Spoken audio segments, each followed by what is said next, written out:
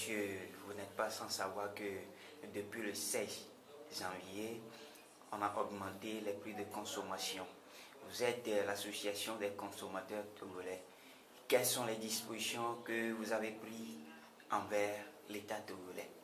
Bon, comme vous l'avez dit, le 16 janvier, très tôt le matin, nous avons été surpris par cette augmentation du prix des produits pétroliers. Une augmentation qui est intervenue de manière unilatérale parce que le gouvernement n'a pas communiqué sur la question. Qu'est-ce qui peut expliquer ou bien motiver cette augmentation des prix des produits pétroliers? Nous n'avons eu aucune information. Et là, nous avons marqué notre désaccord en le signifiant aux autorités togolaises, qui fait que au Togo, nous avons des cadres de concertation de ce genre pour échanger, notamment le Conseil national du dialogue social où l'État travaille et échange avec les syndicats et les travailleurs sur des questions sociales. Ça n'a pas été le cas.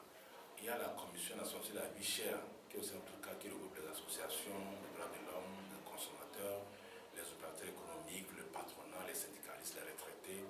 Bref, dans ce cas-là aussi, nous discutons des problèmes de cherté de vie de temps en temps pour au moins limiter les dégâts. Mais c'est bizarre que pour cette fois-ci, on n'ait pas passé par ces canaux d'information et a augmenté le prix sans aucune concertation, aucune information. Et nous déplorons en même temps aussi le taux qui a été fait, le taux était trop élevé, 10 à 15% sur les litres à la pompe, c'était trop exagéré. Nous avons aussi dénoncé les 1000 francs qu'on a mis sur les bouteilles de gaz. Ce n'est pas une bonne politique en mode de protection de l'environnement et de nos forêts.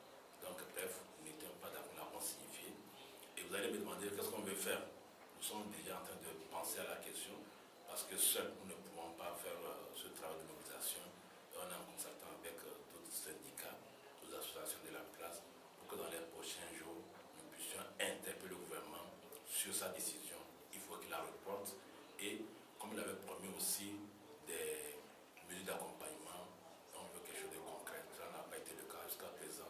Aucune mesure d'accompagnement n'a été présentée à la population pour au moins impacter, bien pour amoindrir le coût des produits. Parce que quand on augmente le prix des produits pétroliers à la pompe, tout augmente au niveau des transports urbains, que ce soit le taxi moto, le taxi urbain, les immédiats, les gros transporteurs, les titans qui vont dans les villages chercher la nourriture pour venir dans les villes augmentent aussi les prix.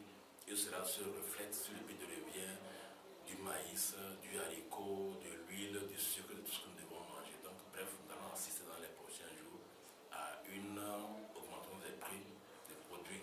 Donc pour dire cela, l'État doit prendre des dispositions pour des mesures d'accompagnement. Monsieur, depuis le 5 février 2013, on nous a prélevé 5 francs sur nos communications téléphoniques. Jusqu'à ce jour, vous avez fait des démarches envers l'État. Nous en sommes où jusqu'à présent? Oui, comme vous l'avez dit, depuis l'année passée, le 5 février 2013, le gouvernement a forcé, je dirais forcé parce que ça ne devait pas se faire, les sociétés téléphoniques comme Togo Télécom, Move Togo et Togocel, de prélever 5 francs sur tout appel sortant des Togolais, de la population togolaise, afin de les donner aux éperviers pour la canne passée. Nous sommes tous des Togolais, nous ne sommes pas contre l'idée. C'est une action citoyenne qu'il faut soutenir, c'est le drapeau togolais qui nous interpelle. Mais nous avons eu à dénoncer dans le temps la manière dont cela s'est passé. On ne peut pas prendre quelque chose sans demander. Ça a été une obligation, c'était de l'arnaque que nous avons dénoncé, c'était même abusif. Nous avons acheté des crédits, l'argent est chez l'opérateur. Si on doit en disposer, il faut demander un accord. Le consommateur doit marquer son accord, peut-être par une touche 0 ou bien 1. Il s'agit de son accord avant qu'on lui prélève de l'argent sur ses appels. Mais tant qu'il n'a pas fait, on ne doit pas le prendre comme ça de manière forcée, sans son avis. Cela était une arnaque et l'association des consommateurs a porté plainte contre Togo Télécom, Move Togo et Togocel. Jusqu'à ce jour, le dossier est toujours dans les juridictions. Donc nous attendons aussi les comptes, parce que le gouvernement a promis des comptes bientôt 1 an. Nous espérons qu'ils vont se réveiller quand même pour faire ces comptes-là, parce que dans quelques temps, ça va faire encore 1 an pour dire au nom de la transparence dont ils se réclament, au nom de la bonne gouvernance dont ils se réclament pour faire les comptes de la canne à la population togolaise. Et monsieur, depuis décembre passé, nous avons la haute connexion sous-marine au Togo, mais jusqu'à ce jour, on n'utilise pas. Oui, le câble sous-marin est arrivé au Togo depuis l'année passée. Ça a été une action qui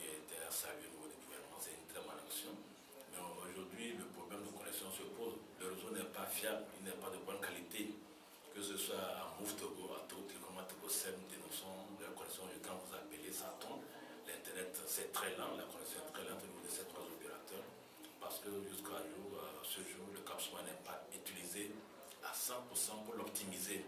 Donc il faudra que Togo Télécom fasse vraiment beaucoup d'efforts pour investir dans les équipements qu'il faut, mettre les personnes qu'il faut à ces postes-là au niveau des techniciens pour que nous ayons quand même de bons produits.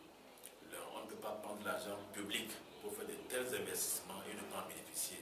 Aujourd'hui, c'est regrettable parce que l'Internet, tout le monde se plaint, la connexion n'est pas ça. Dans les administrations, pour télécharger certaines données, les gens mettent beaucoup de temps. Pour transporter certains dossiers, pour la navigation, pour envoyer des dossiers d'administration dans les banques, au guichet des banques, il y a des problèmes au niveau des caisses, les opérations sont lentes. Au niveau des GAP, les guichets automatiques bancaires, les opérations sont lentes, tout le monde se plaint parce que la connexion n'est pas ce qu'elle est. Donc il faut des efforts au niveau de Togo Télécom pour qu'ils fassent, qu'ils donnent des produits de bonne qualité aux Togolais, de bons services. Sinon, nous avons à nous plaindre au niveau de l'autorité de régulation qui est l'RTP. Normalement, en tant qu'autorité de réglementation, devait interpeller Togo Télécom sur ce genre de problème, ce qui n'est pas fait. Donc il faut que l'autorité se réveille pour qu'au niveau des télécommunications, nous ayons quand même de bons services à de bons prix. Merci, monsieur. Merci à vous.